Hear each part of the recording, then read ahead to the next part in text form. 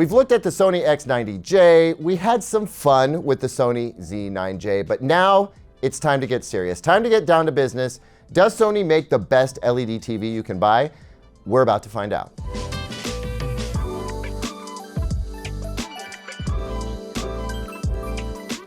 Welcome back, everyone. I'm Caleb Dennison, and today we're going to unbox, set up, and get first impressions of the Sony X95J. Yes, finally, this is possibly one of the most requested TV reviews I've ever had. Certainly one of the most requested this year.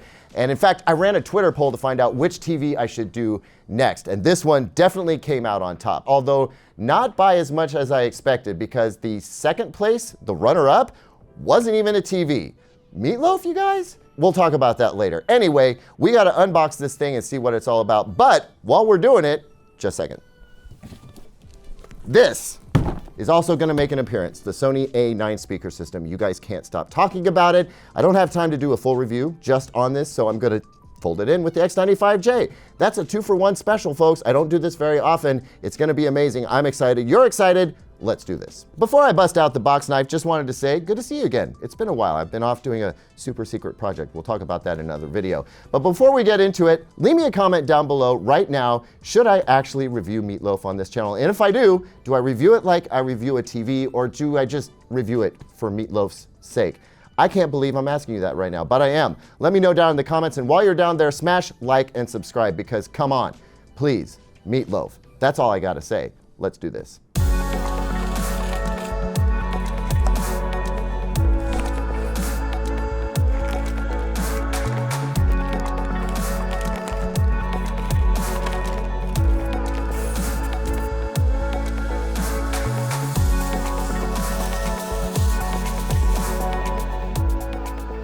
Okay, time to install the legs, and it's real simple. We have 3 keyholes here, 2 screw slots, and the idea is you can either install it down low so that you have a little bit of room to install a soundbar, or for the more stealth look, which is what we're gonna go for, you put them in the upper 2, just slide that into place, and then a couple of screws and you're done.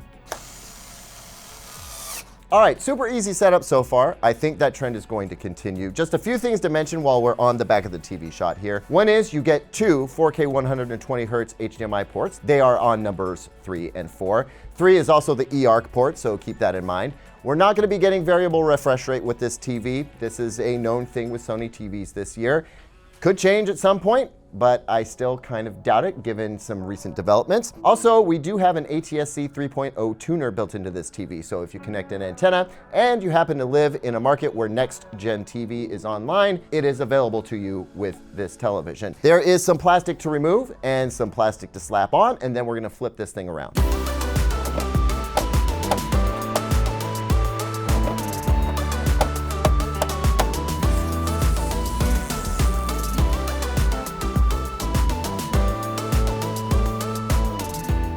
All right, so we flipped the TV around, and strangely enough, the most notable thing to point out is actually the feet. They have a beveled edge, but the edge is on the inside, which I thought maybe meant I put them in incorrectly, but no, that's what it's intended for. So then I thought, well, maybe that's to accommodate a soundbar with a similar design. But the A7000 soundbar I have from Sony doesn't have that. It has flat edges. So who knows what they're doing there? Doesn't really matter. It's an interesting look. Otherwise, the TV is exactly what you would expect from a high-end Sony. Almost no bezels whatsoever. Very clean edges and clean lines on this television. Basically a big black slab with a generous amount of anti-reflective coating on the screen. We'll see how that plays out when we get to picture quality assessment. But now I think it's time to turn this thing on and see what we're working with. All right, now we get to the exciting part. We turn the TV on, and if you're not aware, Sony runs the Google TV operating system, which makes setup extremely easy if you use Google TV. If you've not used it before, it's gonna involve a little bit more setup time. Fortunately, I do use Google TV, and that's gonna make everything go extremely quickly. I use the Google Home app to set up the television, which means all the questions that Google TV has to ask me are gonna be right on the app. There's a few things that happen there. It authorizes voice recognition. It verifies the apps that you're subscribed to. A few clicks and the TV goes into an update mode, and then the rest of the setup actually takes place on the TV. This is where you're gonna have to pay attention to privacy stuff, how much information you want to give to Google and to Sony. From there, if you have a cable box or antenna or both, you'll set that up here. I do have an antenna connected because again, I want to take a look at some of the next gen TV offerings in my area. So we'll auto scan for channels and then move forward.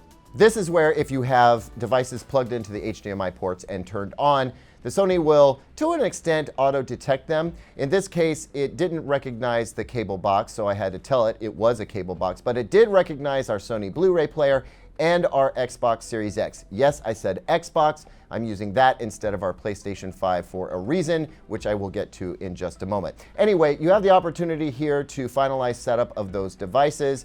And then another part of the on-TV setup is audio calibration. This is pretty basic but effective. So you'll want to tell it whether it's wall-mounted or on a stand. It's going to emit some sounds through the TV, which are picked up by your remote's microphone, and then voila, your audio is calibrated. Now, this is just for the onboard TV sound. You would not necessarily use this if you were using a sound bar or even one of Sony's own audio systems. And then we get to this Samba TV thing, which I always skip. This is supposed to offer some personalized content offerings that really doesn't have much to do with Google TV at all. I always skip it. Frankly, I suggest you do the same. You're not gonna miss out on anything if you just move right past this. When all is said and done, you should land here, the Google TV home screen. Now, Google TV has not made everything perfectly streamlined. You will be signed into some of your apps, like YouTube, for instance. With Netflix, it's gonna take a couple of clicks to get into your account. With other apps like HBO Max, you're gonna have to go through the whole process of signing in with your username and password. All the apps that you like will be there, and all of the recommendations for content that you enjoy will be there, but there's still a little bit of hunting and pecking with a remote control in order to finish this process. Now, you could just stop there and start enjoying the television, or you could go in and start making some tweaks to some picture settings, which we're going to do, but that's going to be covered in a separate video, which will be coming out very soon.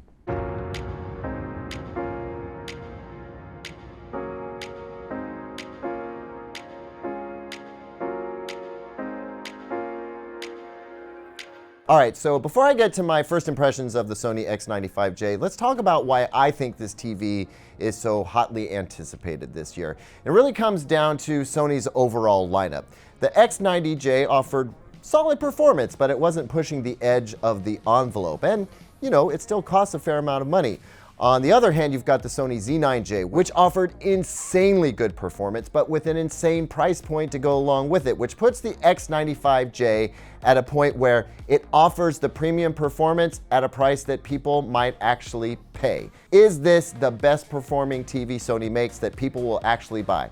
That's the question. And I think we're gonna have to dig in deep for the review. We're gonna need to look at the peak brightness on this TV, the black level performance, the motion, the gaming capabilities, and more importantly, how it compares to other TVs that are in the same price class. A lot to look at, and measurements I think are gonna be a really big part of that. But for now, first impressions, TV's looking really, really good. I have high hopes for this thing, and I think that it's gonna be a tight race. So you're definitely gonna wanna come back for the full review. Thanks as always for watching, everyone. What do you think about the X95J so far? You think it's got the stuff to be the best LED TV of the year? Leave me a comment about that down below. Don't forget to like and subscribe, and here's 2 other videos that I think you'll like.